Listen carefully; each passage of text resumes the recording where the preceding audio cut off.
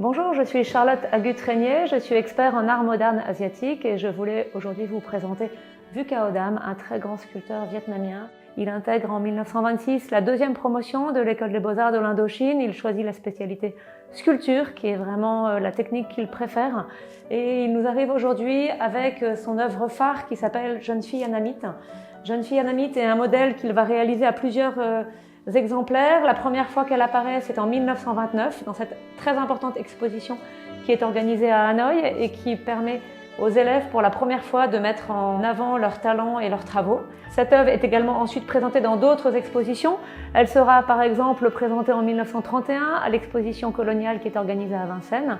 On la voit également à l'exposition d'art colonial qui est organisée à Rome cette même année, en 1932 rue de la Boétie à Paris, en 1941 salon d'automne, 1944 à nouveau l'Agence de l'Indochine et je crois que j'ai oublié en 1932 le salon des artistes français qui est organisé au Grand Palais.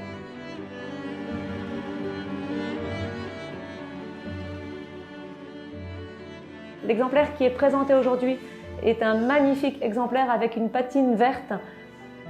L'œuvre qui était exposée aujourd'hui au musée des années 30 par exemple a une patine or. Nous avions vendu un exemplaire en 2020 avec une patine noire.